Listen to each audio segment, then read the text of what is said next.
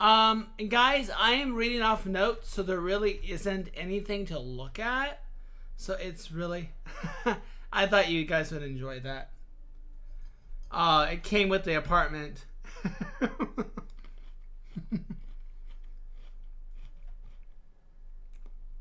All right, so let's get into it. Mastering unique English idioms to spice up your conversation. So, we're going to talk about the hidden gems of English no one teaches you. We're diving into idioms once again. I've done these before, but I think I've focused on ones that we already know. I'm going to try to pick ones that I feel are useful. Like, not useful, but maybe ones that you've never heard of. All right? So, idioms aren't just like fun phrases. They carry culture meanings. They make your speech more engaging. I'm going to say, in my opinion, do not overuse them or you're just going to sound bored. They're not to be used all the time. Idioms are not conversation. They're used every once in a while, or as they would say, once in a blue moon. Hopefully by the end of when I finish, you're going to have an idea of some unique stuff, right? So let's understand the power of idioms. So let's understand them. Okay? Let's understand the power of idioms. All right? Now, this is something I would suggest to write down. Okay? I would suggest that you write this down. So, what are idioms? Okay? Idioms are phrases whose meanings aren't directly derived from words themselves. They're often rooted in culture nuances and can add flair to your speech. Think of idioms as a way to spice up the conversation and make it more interesting. Okay? Make it a little more interesting for the person that you're talking with or talking to. Okay?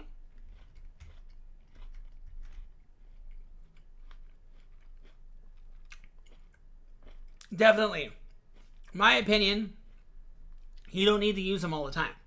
Right? You don't need to use them like, oh, it's raining cats and dogs. Oh my God. You know? Whatever, you know? Like, you just don't do it. It's boring. So, now, there are reasons why they matter, and there are there's uniques. Some, like I said, they say they're unique, but they're not. From the notes I gathered, they go, oh, these are unique, but honestly, in my opinion, they're not. Maybe you're unique because you don't say them as often. So, why they can matter, they can convey a complex idea in a compact way. They can create connections with native speakers through shared understanding. They showcase your knowledge and proficiency and culture knowledge. So, for example, bite the bullet. But I think everyone knows what bite the bullet means. It means to face a difficult situation bravely. Okay? So, yeah. Kick the bucket means it's a light-hearted way to say someone has died. Burning the midnight oil is staying up late to work or study. So those are some unique ones you can use. But I'm going to kind of go into more into an explanational thing about idioms, right? So how do we incorporate idioms into conversation? How do we incorporate them? Okay? And I'm going to check the chat sparingly, to see if you guys are asking questions. So please ask your questions. Let me know what you would like to know in regard to the topic today. And I'm happy to oblige and try to answer them. So, how do we incorporate idioms into conversation? So, it requires a finesse to use idioms naturally in context, so they don't feel forced. The goal is to enhance in your communication, not confuse your audience. So idioms should fit seamlessly into your conversation. Misusing an idiom can lead to misunderstandings. Practice will help you feel more comfortable with them. So here are some tips, guys. Listen to the way native speakers use them and take note when they use them. Practice using them in a safe setting, like with friends or language partners. And don't overdo it, okay? Don't overdo it. A few well-placed idioms are more effective than stuffing them into every sentence. So with practice, you'll find the rhythm and you'll become confident using them, okay? Any questions in regards to what I just said, guys? Any questions? So how we use them effectively, why the context matters, and tips for using them. Any questions? Let me know. Okay, no problemo. All right, so let's talk about their cultural context. Okay. Let me go back to the stage and then look at my notes again. All right, so the culture significance. Understanding the culture backdrop of an idiom is just as important as knowing their meaning. Many idioms reflect historical events, social norms, or cultural quirks, enhancing your conversational depth. So why cultural context matters? So it helps you use them appropriately. So you're using the idiom the correct way, right? You're using them the correct way. It opens up discussion about culture and history. It can make your conversations more engaging. So here are some examples with a culture background. So I honestly didn't know this when I was researching. So stealing someone's thunder. Have you guys heard that? Stealing someone's thunder. Who can tell me what that means? What? And it doesn't literally mean, oh, that's awesome. I'm glad I found one you guys haven't heard of. It's one that you might hear in like, what do you call it? Pop culture or something. But yeah, if you steal someone's thunder, well, it originates from a playwright who lost credit for his ideas. So to steal someone's thunder is like to steal their idea. Like if you have a head lead or something, and you come up with a great idea, and that lead in your team goes and tells your boss that idea. I'm sorry, I don't have time to write everything, but you can take notes, Luca. Steal someone's thunder. Also, Luca, I'm recording this class as well, so I will upload it and you'll see everything. It's kind of more like a lecture class. I'm sorry, I don't have a proper lecture presentation for you guys. I will have something for that on Wednesday, so I will do something Wednesday. You guys will have a proper PPT to look at.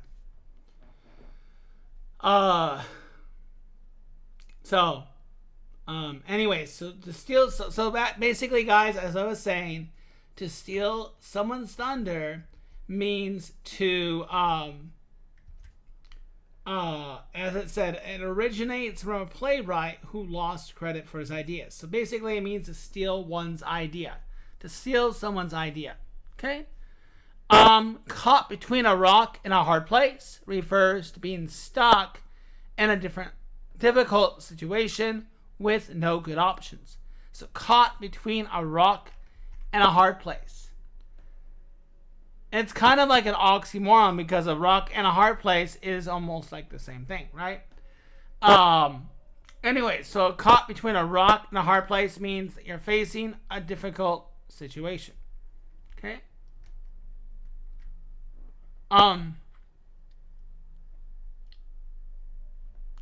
The ball is in your court. A lot of these, I think, those two, you think you've heard. I think you've heard this one. The ball is in your court. The ball is in your court.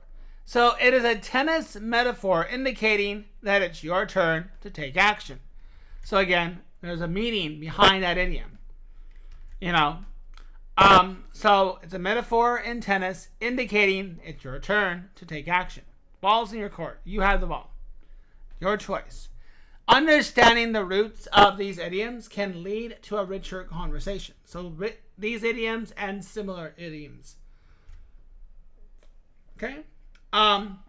Any questions on what I just went through? So the culture significance, why the context matters, and why the culture context matters.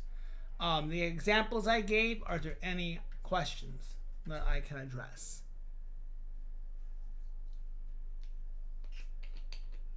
Nada?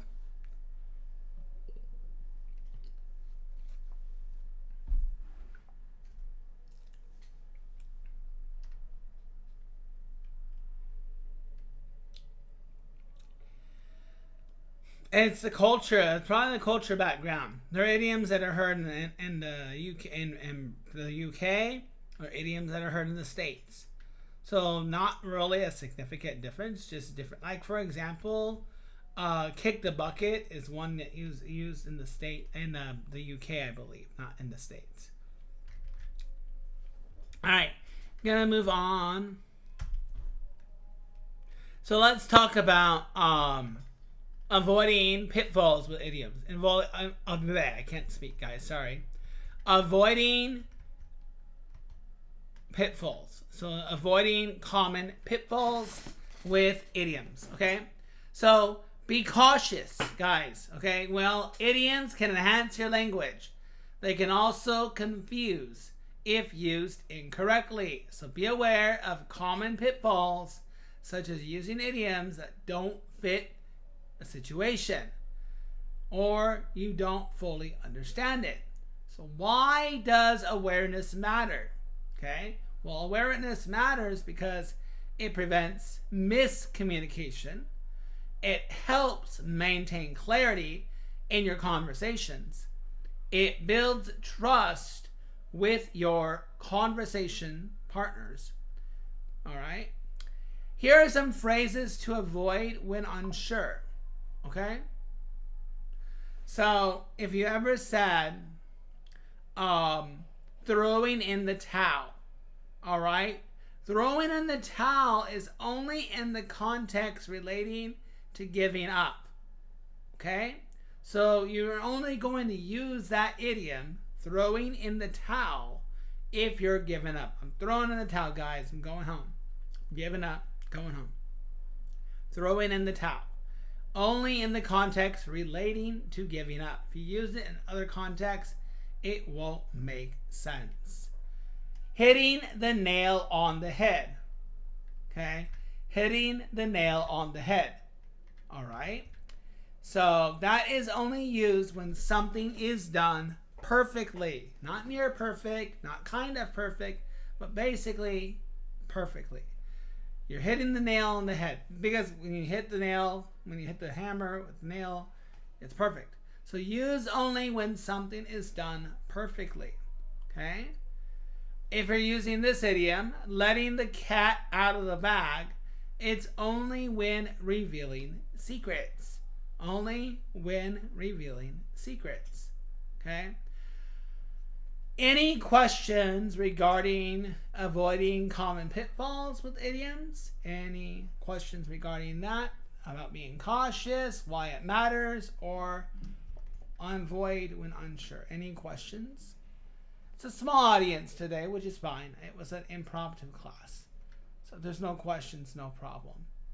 Others will have a chance. Okay?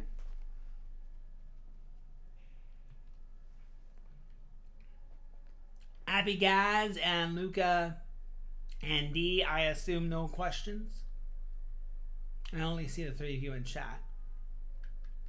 Okay, I'll move on.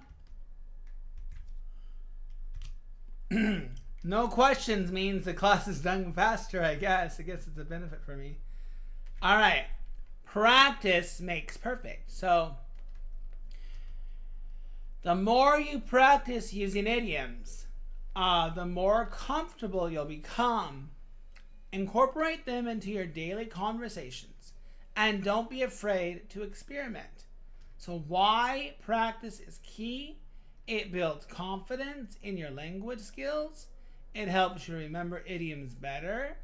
It makes your conversations more lively. and engaging. So here are some ways to practice idioms. So, number one, if you are part of any language exchange group or a conversational club, you can do that.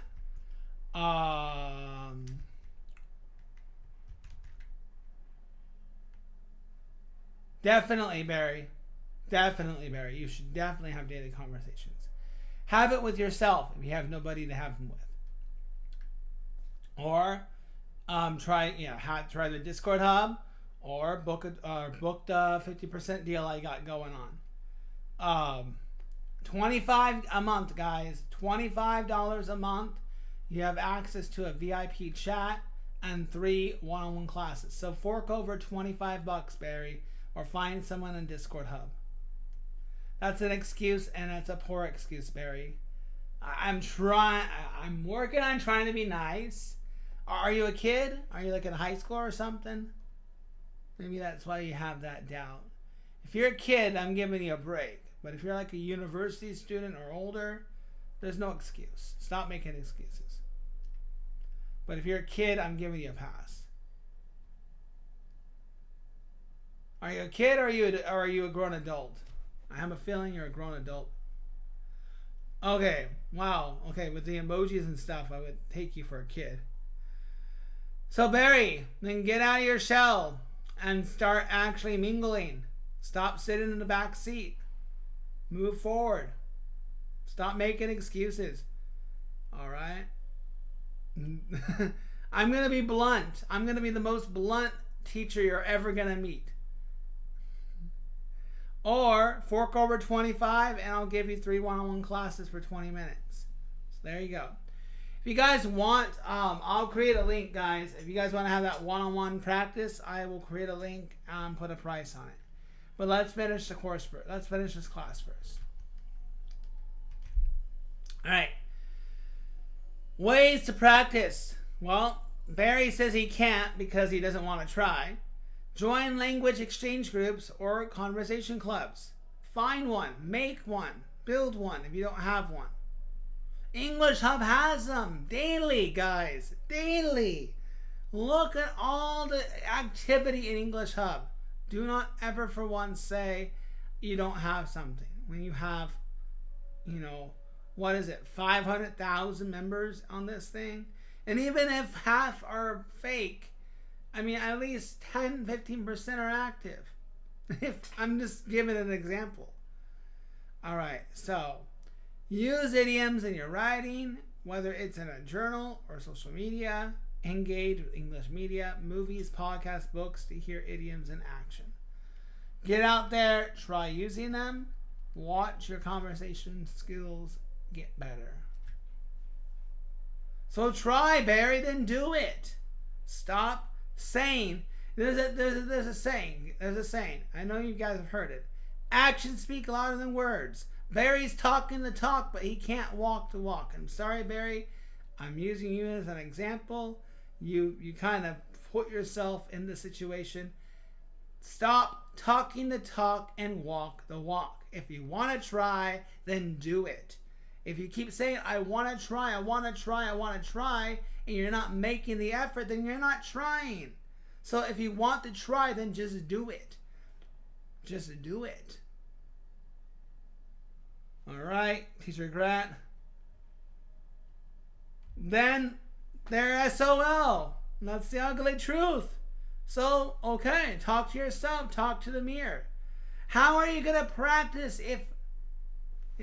I'm sorry. I can't go with that excuse. I'm an introvert too. If I'm going to practice Vietnamese, I'm going to get myself out there and find a place to do it. I'm just not putting in the effort right now. I'm too busy and have no energy to do it yet. So... cut it with the social thing. Seek a psychiatrist. They got social anxiety. I don't know. I don't know what else to say. Next part, guys. I'm going to get to the next part. You're getting me riled up. I'm sick and tired of reading excuses. I really am. But I have nobody to do it with. Then that's your fault. No, you can't. Yeah, you can write anything you want, Mohammed. Go for it. But no, I'm in the middle of a class. Mohammed, I'm in the middle of a class. What's going on? Is this important? Is it an emergency? Is there a reason why you want to interrupt my class? I'm sorry, Mohammed, to give you a hard time. But yeah, is there a reason why you want to interrupt my class?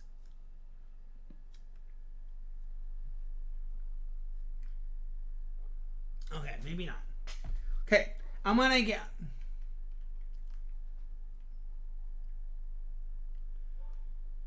Sure, break out of your shell by talking into the mirror. Break out of your shell by talking to your close friends. Break out of your shell by talking to your close family members.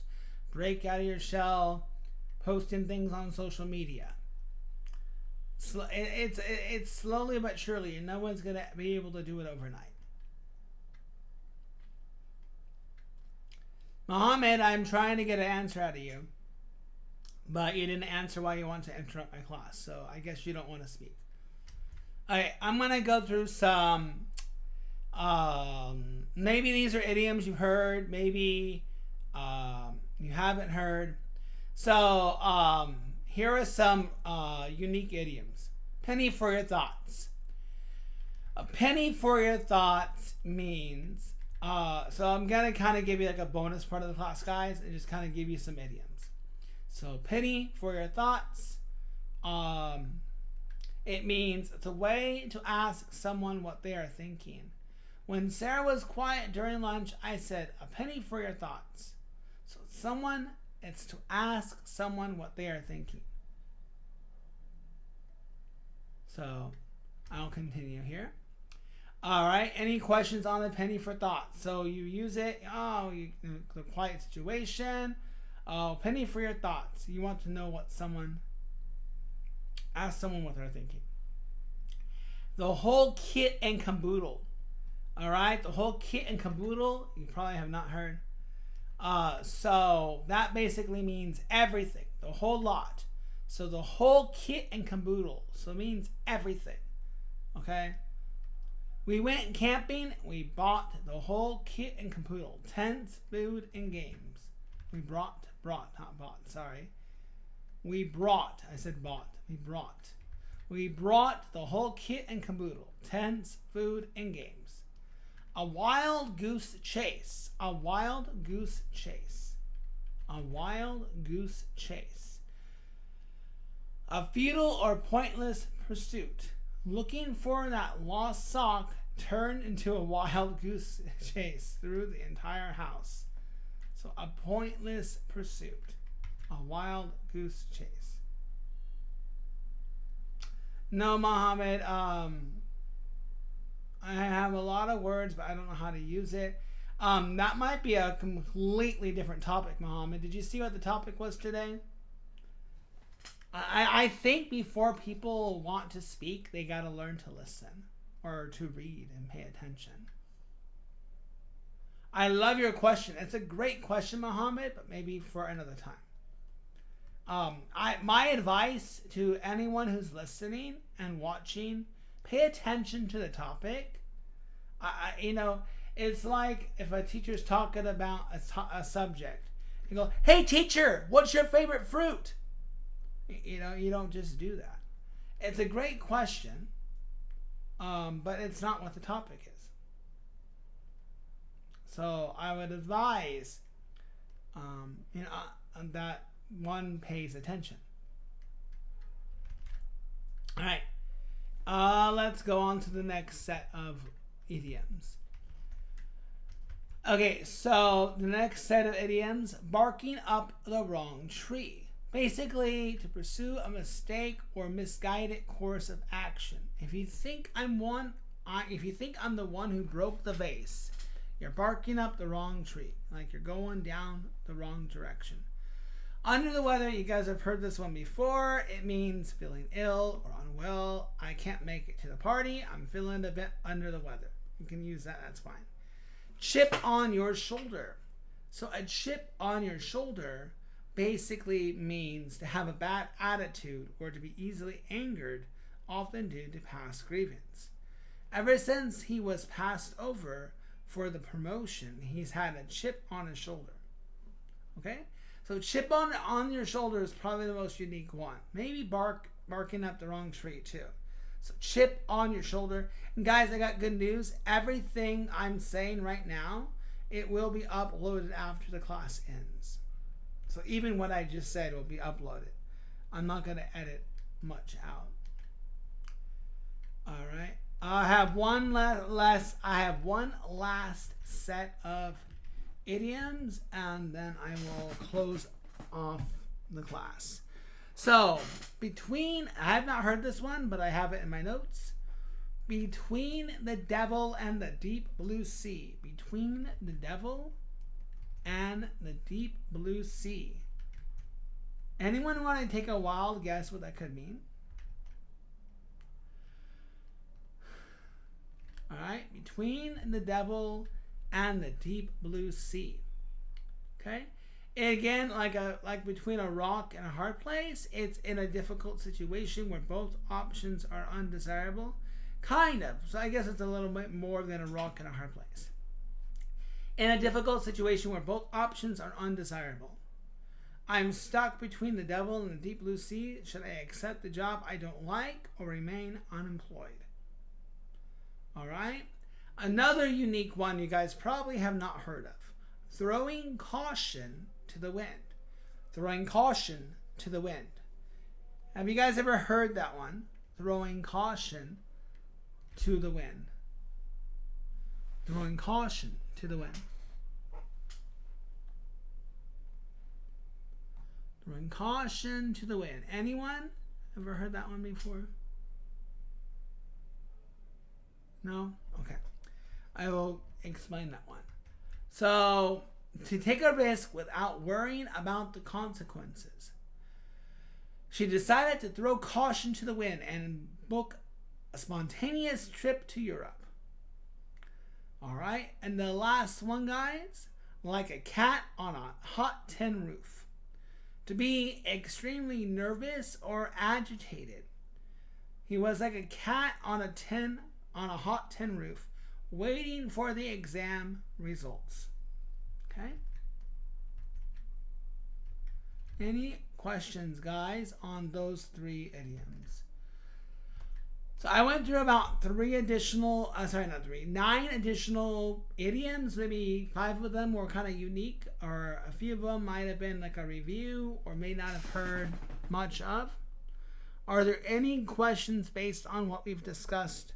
Tomorrow I have more of a deeper kind of class, so you guys will be able to participate in that. That will be a staged class, so it will be an open stage where you guys will be able to come up. So be ready for that. You can look at the calendar. I don't know what time it is for your time zone, but it'll be 9 p.m. Vietnam time. Look in the event calendar to get more information.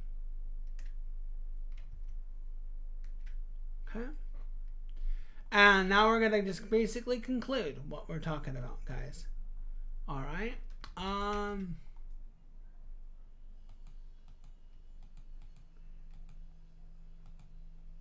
Forgive me. So guys, improving your conversational English with idioms isn't just about complexity. It's about connecting with others in a meaningful way. So focus on understanding their meanings and cultural significance. Practice using them in context. Avoid common pitfalls. And with these unique idioms in your toolkit, you not only enhance your fluency, but you'll enjoy more dynamic interactions in English. So start incorporating these idioms and then experience the difference they make. Okay, I'm looking in the chat for additional questions. So to Mohammed, to Bagaz, to Barry, I saw a xylophone come in. Luca, Didi, any additional questions, guys? Okay. If there are no additional questions, guys, so to Barry, to Janice, to Zima, to Beginner, to Daniel, to Marf, to Light, no problem. Give me about, now, guys, do you know where my form is? I think I can tag you to my form. I need you guys to go to that form. I think it's teacher. Here we go. Class with teacher grant. I think this is it. Go there, guys. Okay, I'm gonna post my class on that form. Okay, so once we and actually, you know what I'm gonna do, guys? I'm gonna stay with you. All right, so